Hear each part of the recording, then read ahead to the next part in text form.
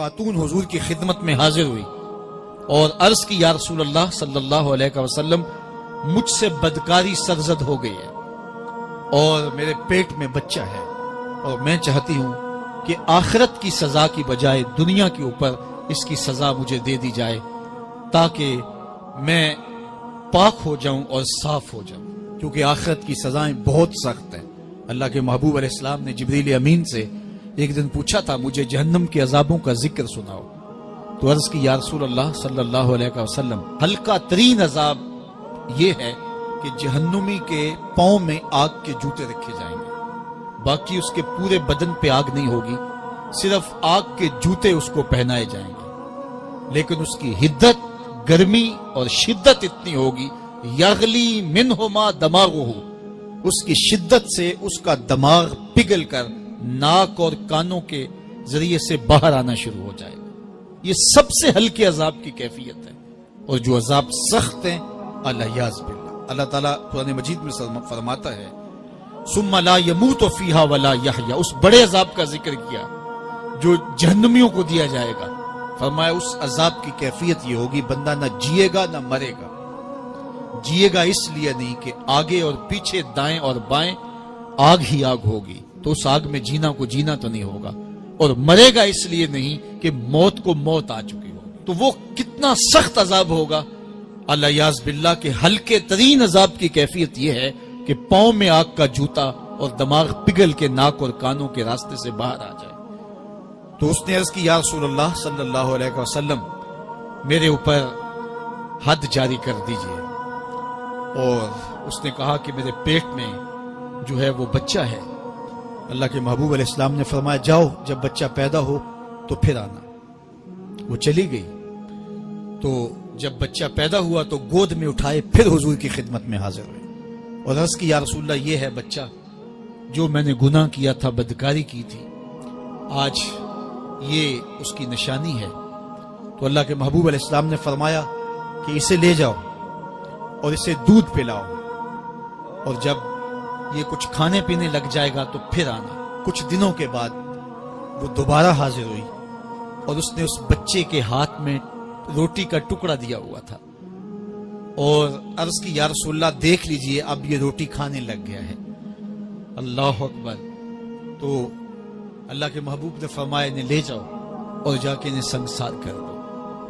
اس کی یہ حد بنتی تھی، اس کو سنگسار کیا اور اس نے خود یہ سزا اپنے لیے قبول کی۔ تو یہ بات ذہن نشین کیجئے کہ یہ وہ لوگ تھے کہ جن سے کبھی کوئی گناہ سرزد ہو جاتا تو وہ جلد توبہ کرتے، اور اس کی بڑی سے بڑی حد اور سزا بھی ہوتی تو وہ بھی کاٹنے کے لیے تیار ہو جاتے۔ میں اور آپ دیکھیں کہ ہماری زندگی میں اگر گناہ ہیں اور ہمیں سچی توبہ کی توفیق بھی نصیب نہیں ہے اور آئندہ نہ کرنے کا عزم مصمم ہو، پکا ارادہ ہو کہ یہ گناہ زندگی میں دوبارہ نہیں کروں گا، الگ بات ہے کہ پھر دوبارہ اس سے سرزد ہو جائے، لیکن جب وہ توبہ کر رہا ہو تو اس وقت اس کا پختہ عزم ہو اور اس کے دل کے کسی گوشے میں نہ ہو کہ چلو میں توبہ کر لیتا ہوں اور پھر ہو گیا تو پھر کر لوں گا، پکا عزم ہو کہ دوبارہ یہ گناہ نہیں کروں گا۔ اور اگر زبان سے توبہ توبہ کر رہا ہو اور دل میں ہو کہ ٹھیک ہے یہ تو صبح بھی مجھ سے عمل بد سرزد ہونا ہے، تو اللہ تعالیٰ سے یہ مذاق کرنے والی بات ہے، اور اللہ تعالیٰ سے جو مذاق کرتا ہے وہ کہاں کھڑا ہے وہ خود سوچ لے۔ وہ کیا کسی نے کہا تھا کہ توبہ کی پھر توبہ کی پھر توبہ کر کے توڑ دی، میری اس توبہ پہ توبہ توبہ توبہ کر اٹھی۔ تو ایسی توبہ نہیں ہے کہ جو رسماً کسی مجلس میں چلے گئے، کسی اجتماع میں چلے گئے تو سب لوگوں نے توبہ توبہ کی تو وہ بھی توبہ توبہ کرتا رہا، لیکن اس کا عزم مصمم پختہ ارادہ نہیں تھا گناہوں کو چھوڑنے کا، تو یہ توبہ نہیں، یہ مذاق ہے۔ اس لیے اللہ کے حضور سچی توبہ یہ ہے کہ ماں قبل کے گناہوں سے مٹی کے گھروندے پاؤں پہ بناتا ہے اور انہیں مسمار کر دیتا ہے۔ وہ کبھی آپ نے دیکھا ہوگا کہ بچے ریت میں اپنا پاؤں رکھ کر کے اوپر سے ریت تھپک لیتے ہیں اور پھر پاؤں ہولے سے نکال لیتے ہیں، بچ جائے تو بڑے خوش ہوتے ہیں، اور جب کھیل ختم ہو جاتے ہیں تو اسے گرا دیتے ہیں اپنے ہاتھوں سے۔ بہلول بھی اسی شغل میں لگا ہوا ہے، بہلول یہ کام کر رہا ہے، گروندے بناتا ہے گراتا ہے، گروندے بناتا ہے گراتا ہے۔ بادشاہ گزرا، پوچھا بہلول کیا کر رہے ہو؟ ہنس کے کہا جنت کے مکان بنا رہا ہوں۔ کہا بیچتے ہو؟ ہاں بیچتا ہوں. کتنے کا؟ 10 روپے کا, سیل لگائی ہوئی ہے.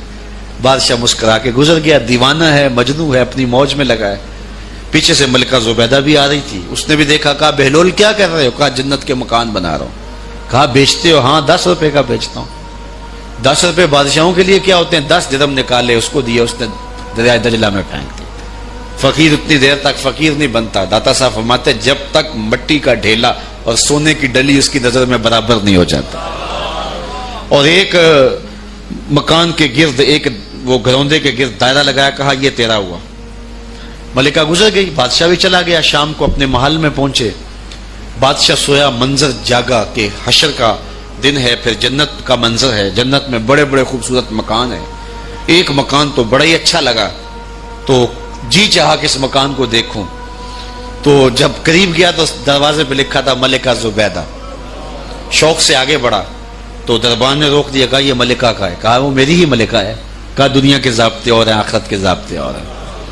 بادشاہ کی آنکھ کھل گئی, بے چین ہو گیا. ملکہ کو بیدار کیا. کہا تو کون سا نیک عمل کیا ہے؟ میں نے جنت میں تیرا یوں محل دیکھا ہے.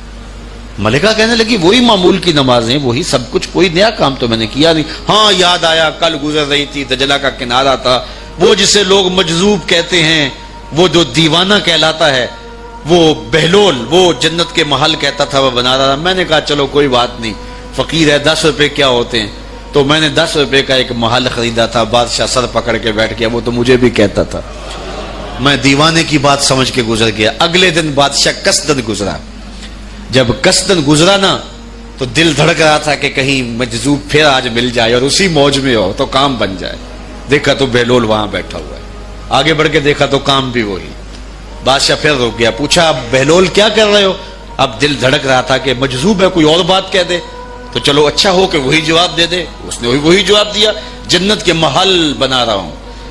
بادشاہ کا کچھ دل ٹھہرا, پھر کہا اچھا بیچتے بھی ہو؟ ہاں ہاں بیچنے کے لیے بنا رہا ہوں. بادشاہ ادھر جیب میں ہاتھ ڈال رہا ہے اور ادھر پوچھ رہا ہے کتنے کا؟ کہا آدھی حکومت لگے گی. کہا کل تو 10 روپے کے بتا رہے تھے. کہا کل تم نے دیکھا نہیں تھا, آج سودا دیکھ کے لے رہے ہو. اللہ تعالیٰ ارشاد فرماتا ہے انما تنذر من اتبع ذکر وخشی الرحمن بالغیب, جو ان ڈٹھے سودے کرتے ہیں, جو بغیر دیکھ کے کرتے ہیں. اچھا چلو ایک خوشخبری میں آپ کو بھی سناؤں, اور وہ خوشخبری رسول اللہ کی زبان سے. حضور نے فرمایا توبا لمن رآنی وآمن بی وتوبا 7 مرات من لم یرانی وآمن بی. فرمایا صحابہ تمہیں مبارک ہو ایمان کی کہ تم نے مجھے دیکھا اور میرے اوپر ایمان لائے. اور کہا انہیں 7 مبارکیں ہوں جنہوں نے مجھے دیکھا بھی نہیں ہوگا اور پھر بھی ایمان لائیں گے. انما تنذر من اتبع ذکر وخشی الرحمن بالغیب فبشرہ بمغفرۃ واجر کریم. ان کو بشارت دے دیجئے بڑی عزت والے اجر کی اور خوشخبری بھی. تو جس اجر کو میرا رب بھی کریم کہہ رہا ہے وہ اجر کیسا ہوگا. تو یہاں تو لہجہ دم توڑتا ہے اور الفاظ ساتھ نہیں دیتے کہ اجر کریم کی کیا تعریف کریں جس اجر کو میرے رب ہے. لا فضل لعربی علی اعجمی, کسی عربی کو اجمی پر کوئی فضیلت نہیں ہے, اور کسی اجمی کو کسی عربی پر کوئی فضیلت نہیں ہے. کسی گورے کو کالے پر, کسی کالے کو گورے پر کوئی فضیلت نہیں. فضیلت کا معیار صرف تقوی ہے. ہمارے آج بھی ہندوانہ رسمیں ختم نہیں ہو رہی. دولت کی تقسیم پر, امیر غریب کی بنیاد پر اس معاشرے میں تقسیم موجود ہے. ہمارے دیہاتوں میں چودھری اور کمی کی بنیاد پر تقسیم موجود ہے. رعایا اور حکمرانوں کی بنیاد پر یہاں تقسیمیں موجود ہیں. لیکن میرے اور آپ کے آقا و مولا نے قیامت تک آنے والی انسانیت کے لیے جو منشور دیا وہ یہ تھا کسی عربی کو اجمی پر کوئی فضیلت نہیں, کسی اجمی کو عربی پر کوئی فضیلت نہیں, کسی گورے کو کالے پر کوئی فضیلت نہیں. چونکہ کالے رنگ بھی اللہ نے بنائے ہیں, گورے رنگ بھی اللہ نے بنائے. حکیم لقمان رنگ کے کالے تھے اور صورت اچھی نہیں تھی. تو کسی نے ان سے پوچھا کہ آپ اتنے بدصورت کیوں ہیں؟ تو حکیم لقمان نے کیا جواب دیا؟ کہا آپ شکل میں نقص نکال رہے ہیں یا شکل بنانے والے میں نقص نکال رہے ہیں؟ تو وہ خاموش ہو گیا. اللہ اکبر. تو یہ اللہ نے بنایا ہے نا, اس نے کانٹا بھی اس نے پیدا کیا ہے, پھول بھی اس نے پیدا کیا ہے, چہروں کی رنگت اس نے بنائی ہے, کسی میں کوئی رنگ بھر دیا, کسی نے کوئی رنگ بھر دیا. تو رنگوں کی بنیاد پر, نسب کی بنیاد پر کوئی افضل, کوئی اشرف, کوئی اعلیٰ, کوئی بد, یہ نہیں ہے, بلکہ معیار جو دیا گیا وہ کیا تھا؟ تقوی. ان اکرمکم عند اللہ اتقاکم, جو زیادہ متقی ہے اللہ کے نزدیک وہی معزز ہے, وہی معتبر ہے. پھر حضور علیہ الصلوۃ والسلام نے عورتوں کے بارے میں تاکید کی کہ وہ تمہاری زیر دست ہیں, ان کی ملک کچھ نہیں ہوتا اور کمزور ہیں, ان کے بارے اللہ سے ڈرنا. اور حضور نے ان کے ساتھ حسن سلوک کرنے کی وصیت کی. پھر غلاموں کے ساتھ حسن سلوک کرنے کا حضور نے درس دیا کہ جو خود کھاتے ہو وہ انہیں کھلاؤ, جو خود پیتے ہو انہیں پلاؤ, جو خود پہنتے ہو انہیں پہناؤ. بعض لوگ ملازم کو, ماتحت کو جو ہیں وہ ہلکے کپڑوں میں کسن رکھتے ہیں تاکہ پتہ چل جائے کہ یہ غلام ہے, یہ ملازم ہے اور ہم باس ہیں. حضور علیہ الصلوۃ والسلام نے ان 3 چیزوں کی تاکید کی. پھر حضور نے ہمسایوں کے حقوق کے حوالے سے بات کی, اور صحابہ فرماتے ہیں کہ اتنی بار حضور نے تاکید کی کہ ہمیں یہ گمان ہوا کہیں وراثت کے اندر حقدار نہ ٹھہرا دیا جائے. تو ہمسایوں کے حقوق کے حوالے سے حضور نے تاکید ارشاد فرمائی. پھر حضور نے 3 باتوں کی تاکید فرمائی. پہلی بات, عمل میں اخلاص پیدا کرو, چونکہ عمل کا خلوص ہی قبولیت کا سبب و ذریعہ ہے. اگر عمل میں خلوص نہیں تو کچھ بھی پلے نہیں ہے. دوسری بات, حاکموں کو وصیت کرنا, جو بادشاہ وقت ہوں, حاکم ہوں, ان کو خیر کی بات کہنا, ان کو بتانا, ان کا قبلہ درست کرنے کی کوشش کرنا, یہ ذمہ داری ہے قوم کے اوپر. تیسری بات کی حضور نے یہ وصیت فرمائی, لزوم و جماعت المسلمین, مسلمانوں کی جماعت سے الگ نہ ہونا, الگ الگ ٹولیوں میں نہ بٹنا, لابیاں نہ بنانا, گروہ بندیاں نہ کرنا, جماعت کے ساتھ جڑ کے رہنا, فرقہ بندی سے بچنا اور جماعت وحدہ کا ساتھ دینا. حضور نے فرمائی, تابعوا السواد الاعظم فإنہ من شذ شذ فی النار, جو بڑی جماعت ہے, سواد اعظم ہے, ان کے ساتھ رہنا, جو ان سے بچھڑ گیا وہ جہنم میں ڈالا جائے گا.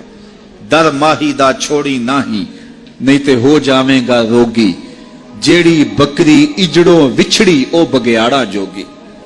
اس لیے لزوم و جماعت المسلمین, مسلمانوں کی جماعت کے ساتھ قائم رہنا.